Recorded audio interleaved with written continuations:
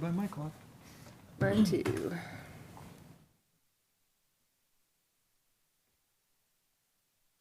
Maria, I would just recommend you go ahead and introduce the first one.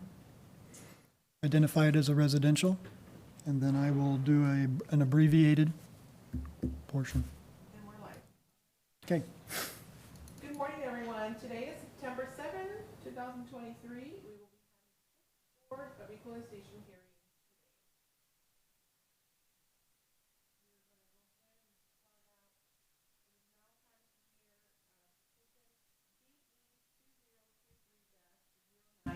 With parcel number 123760109.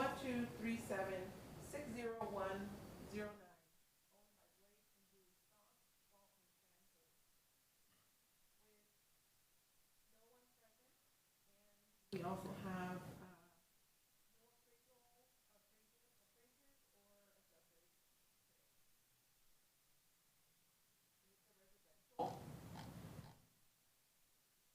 petitions are scheduled for 20 minutes, and the appellant and the appraiser will each have 5 minutes to highlight points of the evidence that they have provided. The last 10 minutes will be for rebuttal and questions from the board. Good morning.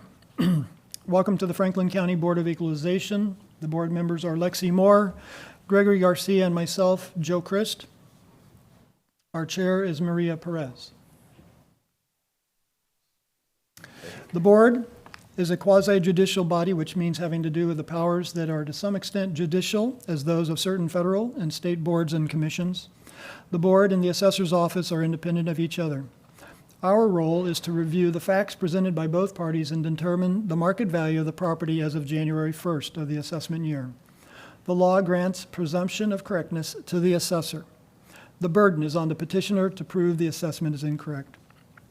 Today, there are neither the assessor's office or the petitioner is present, so we will weigh the evidence based on the information that was presented to us earlier, and we will issue a written decision which will be received by the petitioner within 4 weeks. Our decision is appealable to the State Board of Tax Appeals, and a notice of the appeal opportunity is at the bottom of the written decision. The board is in receipt of all documented evidence, data provided by both the petitioner and the assessor. Without the presence of either the petitioner or the assessor, we are concluding this hearing for petition number BE202309, parcel number 123760109. The owners are Stock, Salt, and Sand Holdings by Blake and Julie Stock. The time is 9:33.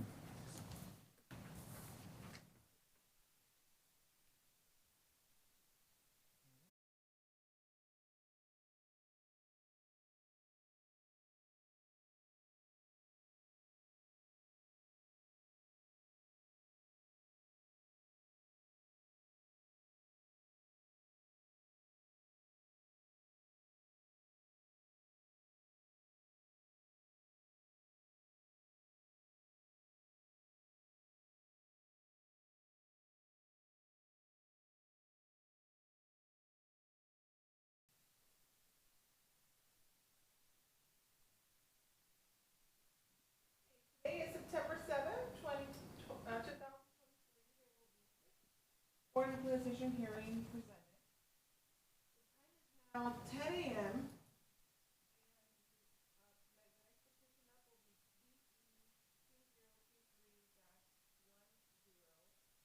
Parcel number 1124051150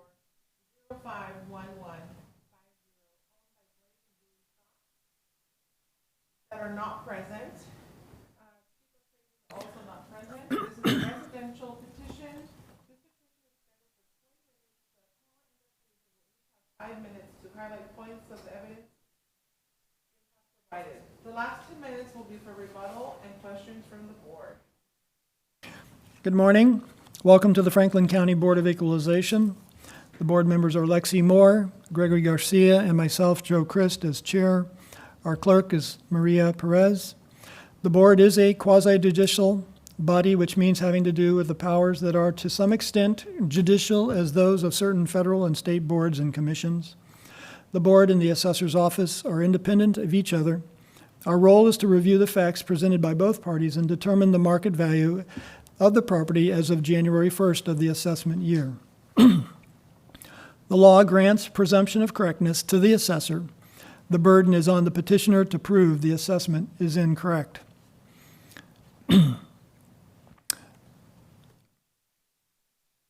Okay. Since the petitioner and the assessor's office are not present, we will consider the hearing closed. Following this hearing, the board will meet to weigh the evidence and make a final determination. We will issue a written decision to the petitioner, which he should receive within 4 weeks. The decision is appealable to the State Board of Tax Appeals, and a notice on the appeal opportunity is at the bottom of the written decision. The board has received all documentary data, and will include this in our review. This concludes the hearing for petition number BE 2023-10, property number 124051150. The owners are Blake and Julie Stock. The time is 10:02.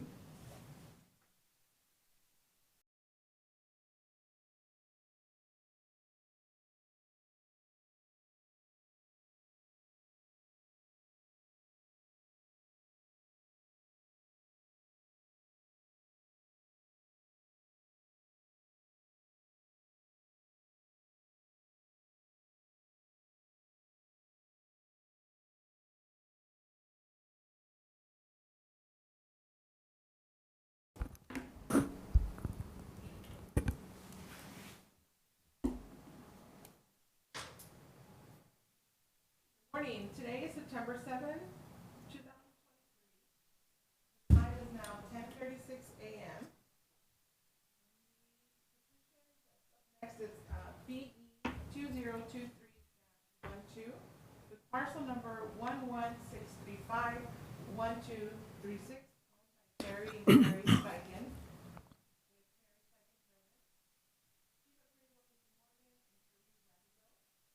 Residential petition hearing. The appellant and the appraiser will each have 5 minutes to highlight points of the evidence they have provided. The last 10 minutes will be for rebuttal and questions from the board. Good morning.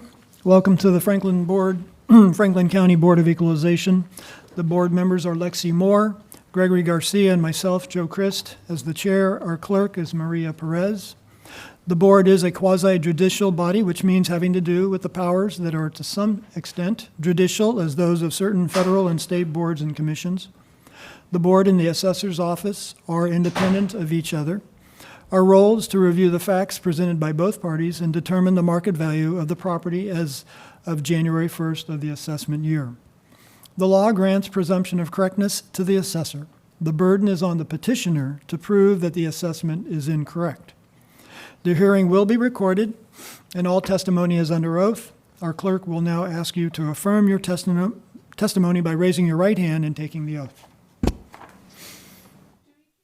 Testifying today, affirm that the testimony you are about to give will be. I do? I do.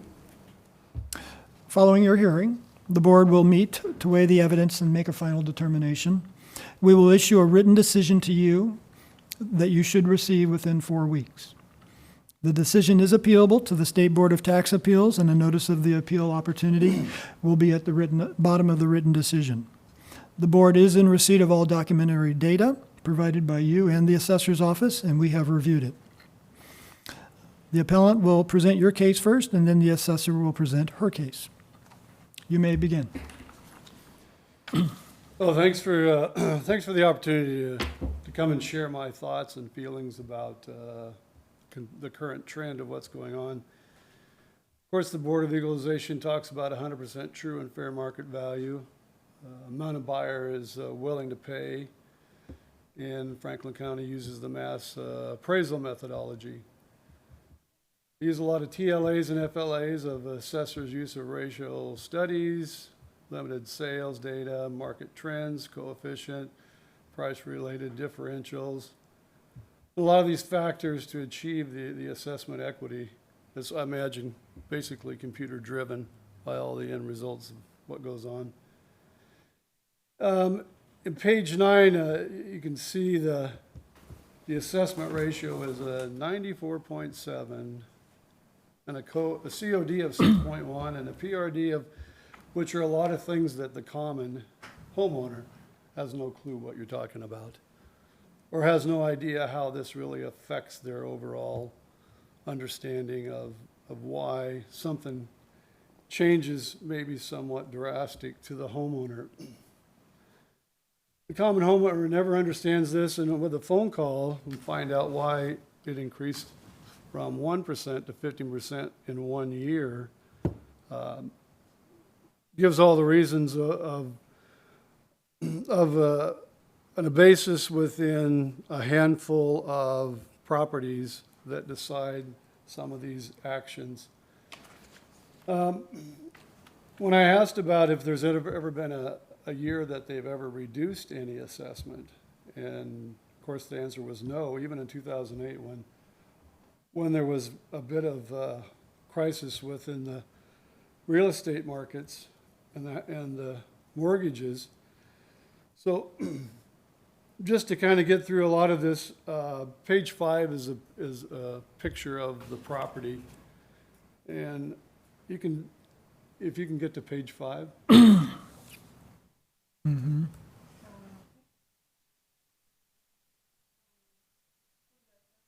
Yeah, Oh, you're asking me to move it? Okay. sure.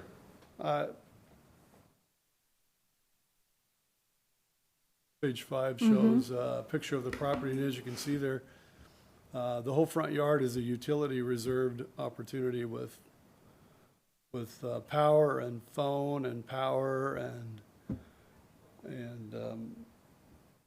manhole basins with drainage, which is a little susceptible to some of my reasoning on the high end. Then, if you go to page 10 on your report, it kind of gets into some really interesting statistical information that, again, the common homeowner has no clue how all these great numbers come together. And granted, I'm not saying anything you're doing is wrong or those kind of factors, but it usually seems that when a lot of these things come together, it's usually the top end, 1 or 2 is dropped in the bottom end, and you're going more to a medium opportunity. So let's just move on to page 16 and 17, at least 16, so we can look at the sale comparison activity. And if we look at, actually, if we look at parcel 2, it says that the price is $540,000. The sale in 2022 was 497. The value at that 2023 this year was 441, and the value that's listed on the tax sifter, which is the only thing I can see, shows that it's assessed for next year at 509,800, not the 540. I don't understand where the 540 comes from, which kind of lures me. That's a 15% increase at their point. So using the 22 tax value, that's still around 441,000. If we look at sale 1, which is Sidon, which is right down at the end of our street, it sold in 22 at 448,000. And the tax value at that time was 405,000. And the tax sifter tells me that 2024 tax value is 467,500, not 505,994. I don't know where, again, I don't know where that number comes into play. And if we move to, well, the last one there is my property. And it was purchased at the end of 2021. And of course, usually on a purchase, it seems the process seems to fall about 1 to 1.5% increase. Mr. Steichen, your 5 minutes is complete? Is it? Yes. So you'll need to wait. I'll turn it over to the assessors for their presentation. You may. Good morning. Thank Good you, morning. guys. Thank you for being here. Can I have everyone turn to page 1 of the packet? So we have a property located at 4913 Athens Drive. It's .18 acres, 1,900 square foot, one-story, single-family residence with a 462 square foot attached garage. The assessor's true and fair market value is $491,500. Now, if you can turn to page 5. This is a photo of the home for your reference, and then page 6 is the sketch. Now, we're going to go back to page 16, where we just were, and talk a little bit about the sales. Okay, so sale 1 is the same floor plan, same year built, same square footage, same quality, and same condition. The other 4 sales are all the same quality and condition. Sale 2 is slightly larger, and sale 3 is slightly smaller. Sale 4 and 5 are roughly the same size, and they're on the next page. The comps show a range of a price per square foot between $245.31 and $283.09. Price per square foot supports the value of the subject. Now, I will just note that time-adjusted sale price, that is versus the assessed value you're seeing on Tax Sifter, right there where we have the sales ratio above the price per square foot, that's letting you know that the sale price is in fact higher than what we've assessed at. So we know we're not above the 100% to market. We're right there at market. I do want to mention that the sales comparison approach with direct comparable sales was not used to establish values. Sales were not adjusted for differences nor compared to the subject property to calculate the market value for the subject property. We use a market calibrated cost approach. These comps are used to show that our model is working and the sales ratios support that. Now, if you can turn to page 18, this is an aerial map so you can see where the subject is in relation to the sales. And then if we can turn to page 19, I would like to review the comparable sales that the taxpayer gave us. So all comparable sales are inferior in age and quality. 2 of them are 2-story homes when this is a 1-story home, and all the sales are from 2023. So we utilize comparable sales that are the same style, share as many components of the subject as possible, and our assessment date was January 1st, 2023, so we used sales that were prior to that to set values. Now, the taxpayer did mention the utilities in the front yard. This has not been found to affect the price or time on market. Land influences require quantifiable sales data. Every neighborhood has utilities. Builders sell these lots for the same price as the ones that don't have the utilities in the yard, so we're not able to make an adjustment on that. State law requires that the assessor appraise the property at 100% of its true and fair market value in money according to the highest and best use. And I would like to go to page 20, the next page, so we can talk about our time-adjusted methodology. I hope everyone has had a chance to read through this. It explains how this appraisal principle is used to calculate our assessed value as of the assessment date. Fluctuating market conditions may create the need to apply an adjustment to the sales price that occurred during the sales year. Although the adjustment is often called a time adjustment, time itself is not the reason for the adjustment. It's the movement of value over time. The adjustment is expressed as a percentage of increase or decrease to the sales price to reflect what the property would have sold for as of the assessment date. If you turn to page 21, you'll be able to actually see an example of our paired sales analysis and how we're able to calculate a time adjustment. So if we remember the appellant talking about the time adjusted sale price, that's where we get that number from, that we treat all of them the same. So with that, we'd like to ask the Board of Equalization to sustain the assessor's true and fair market value of $491,500. Okay. Thank you. All right, this puts us into our time for rebuttal and questions. If you have any, Mr. Steichen, if you have any questions, please direct those to the board. Well, the only one I have on the last is a house that's exactly like mine that's dropped 30,000. Assessed at 471 is now listed at 439 to sell on Mandarin, 5914 Mandarin Lane. which will be 30,000 under its assessed value and actually quite a bit more under mine at the same size, same square footage. Other than that, I don't think from the structure that she's placed, I don't really have much else I can say. Okay. Does the assessor's office have any comment or question? So a 2023 listing, sales that occur this year will be used for next year's assessment. So because our assessment date is as of last year or January 1st, all of our sales, we're actually looking at data and sales that have occurred. So I'm not able to look at listings that are happening right now. They wouldn't be reflective of the January 1st assessment. And I could mention in the 2008 crash that happened all over the country, in Franklin County, we actually saw an increase in our market. So we track the market, we don't set the market. So we do have to reflect what's actually happening. And that's all. Thank you. Okay.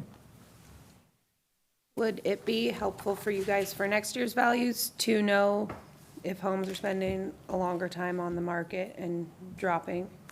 Definitely. So it might be helpful for next year if you emailed that to them so they can track it. We do track it. We do them every Have single with month. the We MLS. track the Okay. listings and the sales month. Okay, gotcha. Okay. I didn't know if you had a program. Does the board have any questions for the appellant or the assessor? Sorry, I went fast. It's okay. Then this concludes the hearing. Following the hearing, the board will meet to weigh the evidence and make a final determination. We will issue a written decision to you, and you should receive it within 4 weeks. Again, the decision is appealable to the State Board of Tax Appeals, and it will be written at the bottom of your written decision. The time is 10:50. Thank you. Thank you. Thanks for coming, Carrie. You guys did. Appreciate it. My stuff here. Thank you for your time. If the next person comes in early, you can call us back for Angel or Lou too. We'll be Okay. available. Thank you so much. I really appreciated the table with like the relevant characteristics.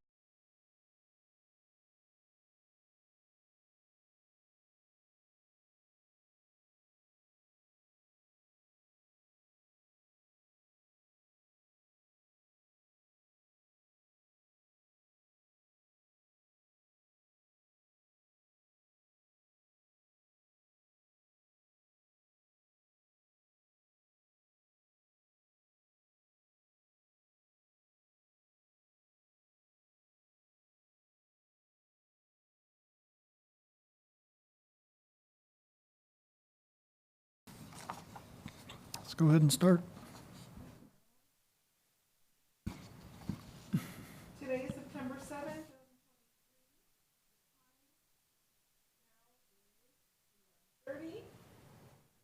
Board of Equalization hearing.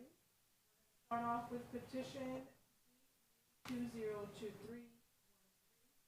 Parcel number 124052113 by Dwayne Howard, which he is not present. Residential hearing. This petition is scheduled for 20 minutes. The appellant and the appraiser will each have 5 minutes to highlight points of the evidence. The last 10 minutes will be for rebuttal and questions from the board. Good morning. Welcome to the Franklin County Board of Equalization. The board members are Lexi Moore, Gregory Garcia, and myself, Joe Christ, as chair. Our clerk is Maria Perez. The board is a quasi-judicial body, which means having to do with powers that are to some extent judicial, as those of certain federal and state boards and commissions. The board and the assessor's office are independent of each other. Our role is to review the facts presented by both parties and determine the market value as of January 1st of the assessment year. The law grants presumption of correctness to the assessor. The burden is on the petitioner to prove the assessment is correct. The hearing is being recorded, and since the assessor and the petitioner are not present, the board will weigh the evidence that we have received, and we will make a final decision. The decision will be written and delivered to the petitioner within 4 weeks. The decision is appealable to the State Board of Tax Appeals, and a notice of the appeal opportunity is at the bottom of the written decision. This concludes the hearing for petition number BE 2023-13, parcel number 124052113. The owner is Dwayne Howard. The time is 11:32.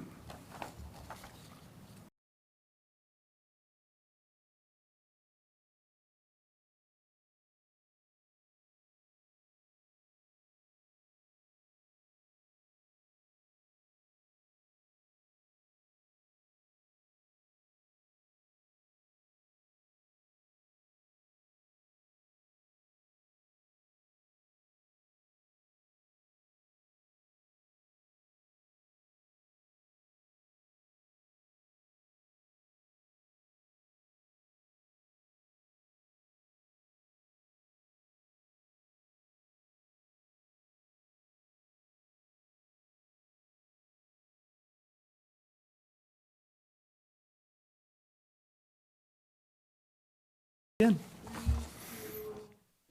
The date is September 7th, 2023. Board of Equalization hearing. Now is 12 p.m. and we are going to continue with petition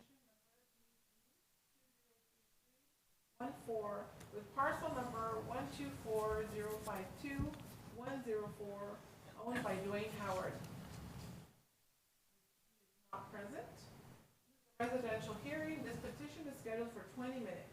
The appellant and the appraiser will each have 5 minutes to highlight points of the evidence.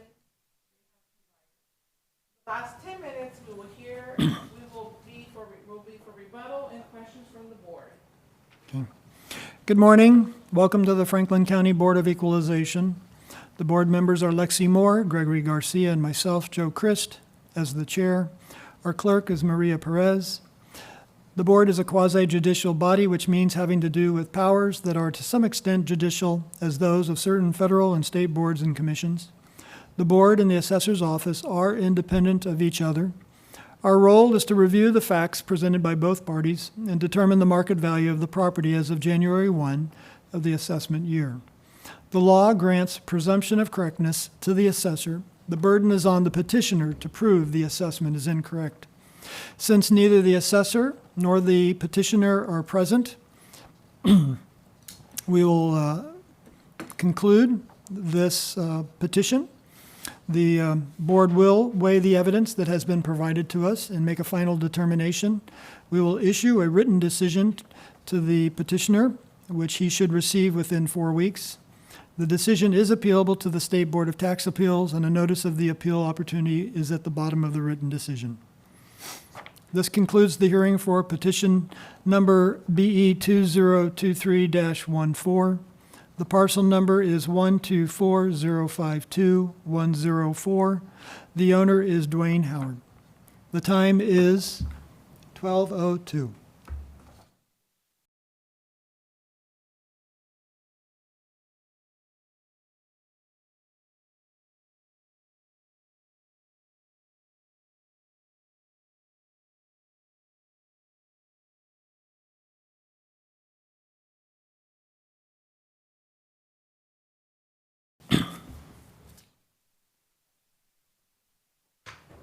Good afternoon. The date today is September 7th, 2023. The time now is 12:16 p.m.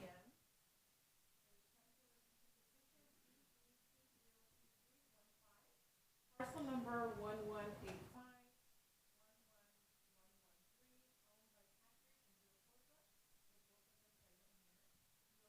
Chief Appraisal Navy Morgan. Hearing. Have 5 minutes to highlight points of the evidence. Last 10 minutes will be for rebuttal and questions from the board. Good morning. Welcome to the Franklin County Board of Equalization. The board members are Lexi Moore, Greg Garcia, and myself, Joe Christ, as the chair. Our clerk is Maria Perez. The board is a quasi-judicial body, which means having to do with powers that are to some extent judicial, as those of certain federal and state boards and commissions. The board and the assessor's office are independent of each other. Our role is to review the facts presented by both parties and determine the market value of the property as of January 1 of the assessment year. The law grants presumption of correctness to the assessor. The burden is on the petitioner to prove that the assessment is incorrect. The hearing will be recorded, and all testimony is under oath. Our clerk will now affirm your testimony by raising your right hand and taking the oath. Do each of you who will be testifying today affirm that the testimony you're about to give will be the truth? I do. Okay. Following the hearing, the board will meet to weigh the evidence and make a final determination. We will issue a written decision to you, which you should receive within 4 weeks. The decision is appealable to the State Board of Tax Appeals, and a notice of the appeal opportunity is at the bottom of the written decision. The board is in receipt of all documentary data provided by you and the assessor, and we have reviewed it. The appellant will present your case first, and then the assessor will present his case. You may begin, Mr. Forza, excuse me. Thank you. And thank you for the opportunity to come and discuss this with you. So I just want to go, based upon where we're at, the assessed value is $860,600. This is a 36% increase from the previous year. And the previous assessment was a 28% increase from the 2002 assessed value. So over the past 2 years, we've seen our assessed value increase by 75%, which is not consistent with any models or any of the linear progressions that have been presented to us. This year, we worked with the lender to get a home equity line of credit, consolidate debt. And a part of that loan application was to have a determination of what the value of our home and property is. And so, excuse me. Our only recourse, obviously, to bring forward here is a third-party assessment of the value of our home. And that market analysis that was done and completed this year stated that the value of our property, our home and property, was $668,000. That's that's $200,000 less than what the assessed value is. But it is consistent with the linear progression of our past assessments.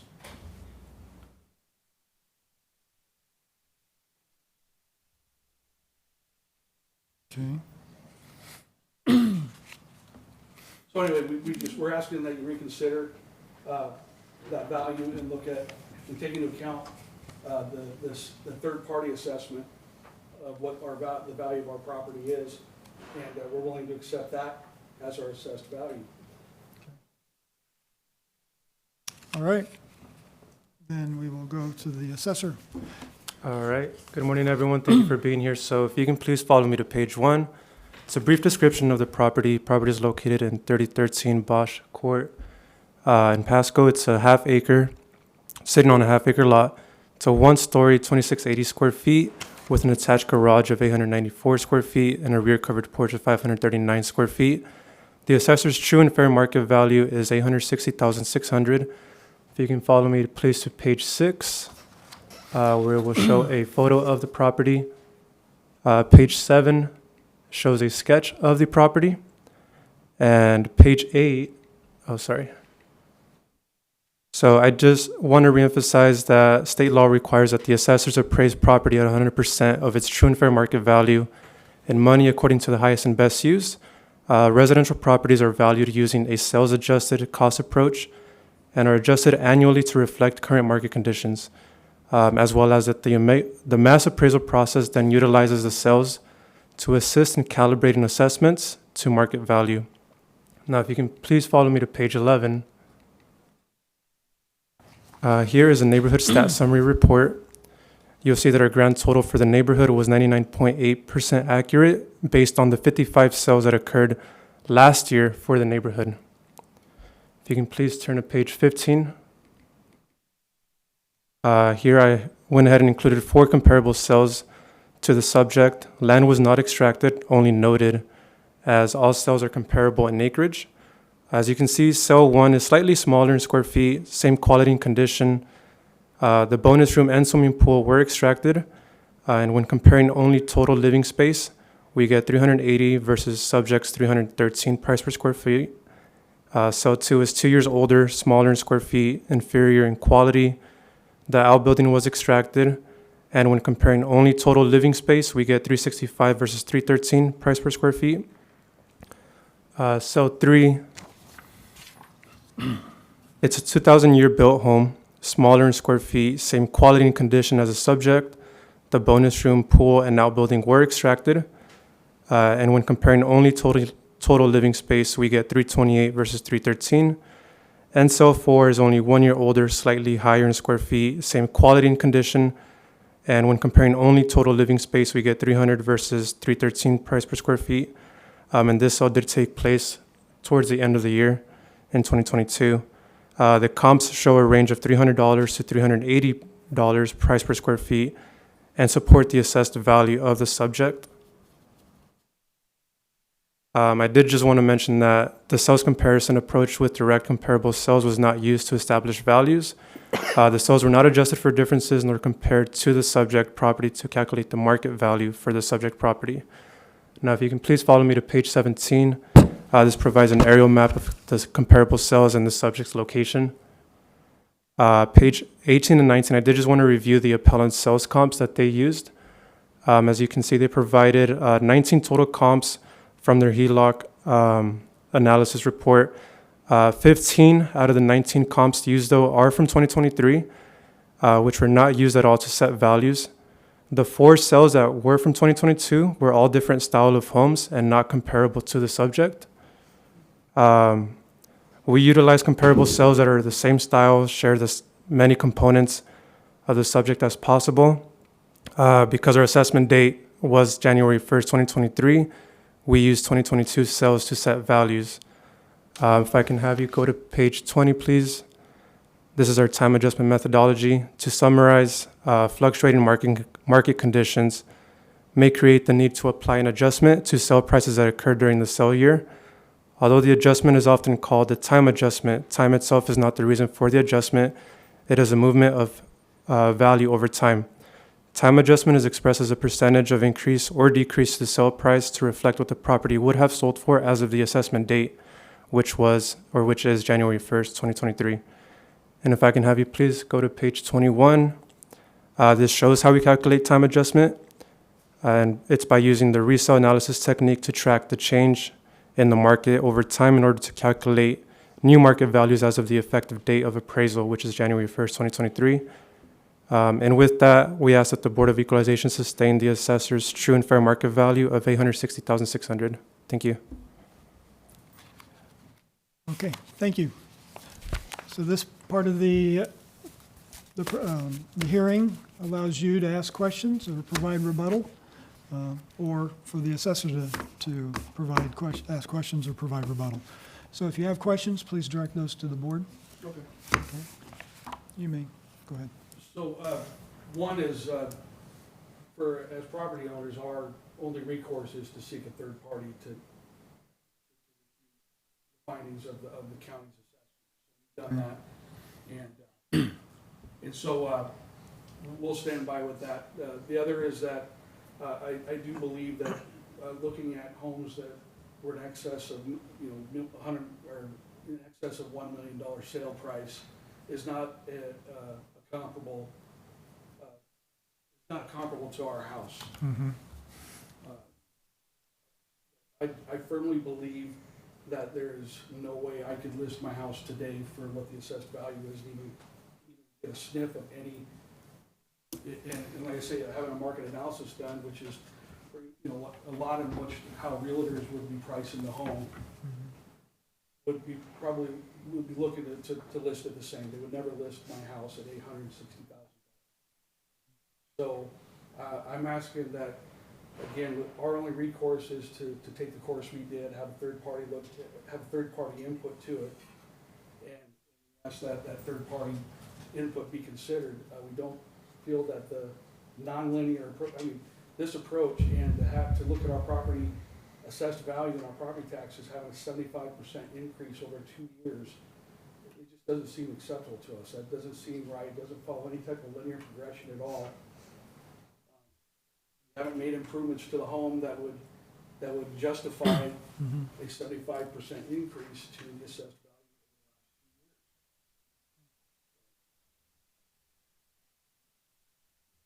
Does the assessor have any rebuttal or? Yeah, so I did just want to note and mention that this, although that the data provided a third-party analysis, everything that's been going on in the market this year, I did just want to emphasize that will be reflected on next year's notices. So everything going on in this year's market will be analyzed next year and sent out with new correction of values for next year's values. And also that when comparing it to $1 million home, I did just want to emphasize too that we do first doing the land analysis first, and then we also do an improvement analysis as well, where we do compare living space to living space based on similar style, condition, quality, year built, and so forth. And that's the reason why I did extract the outbuildings to bonus rooms to compare living to living space. And again, too, it has been a crazy market, especially in 2022. I just want to emphasize that we don't set the market, we just track it. The board have any questions? Nope. Was this an area that had been, I'm just looking at the percentage increases, is this an area that had been behind on the 100% valuation in previous years? Let's see. Let me go back to that page. Sorry.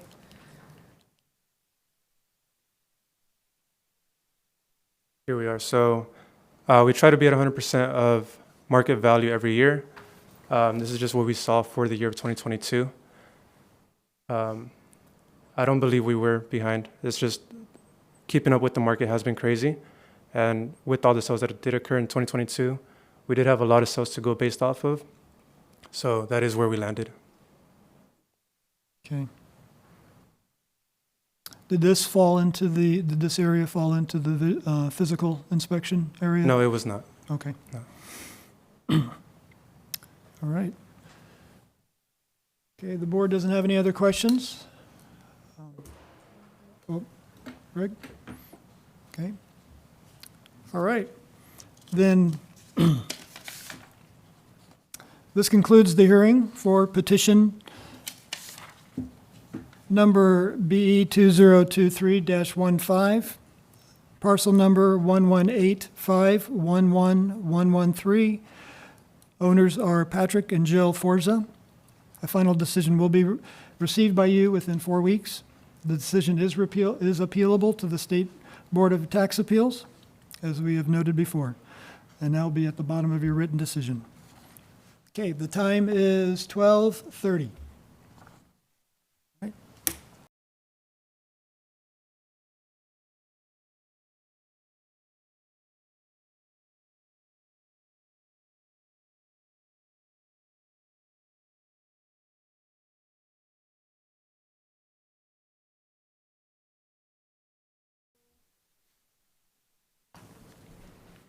Okay.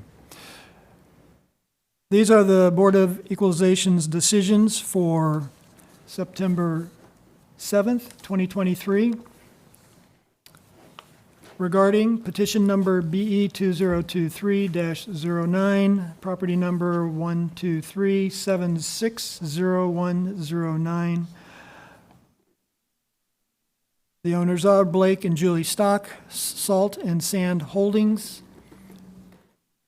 The board decided to sustain the assessor's value of $212,400.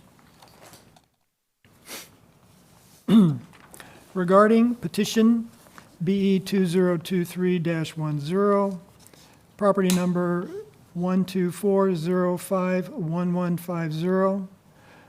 The owners are Blake and Julie Stock.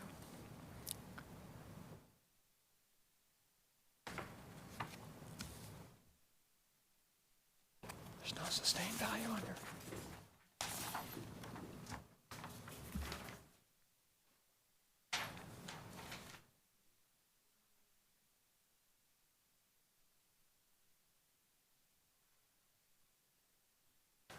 The board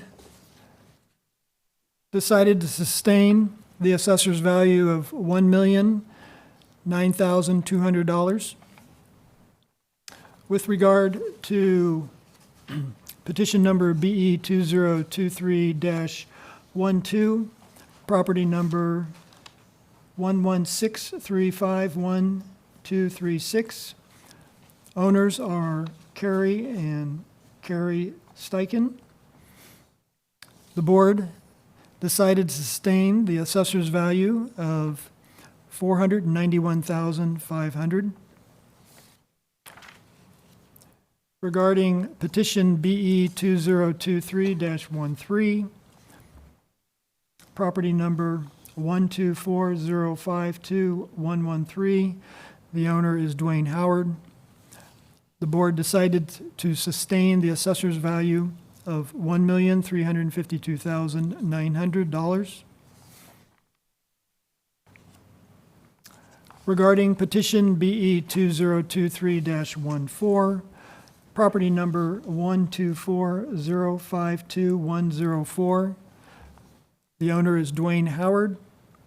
The board decided to sustain the assessor's value of $797,400.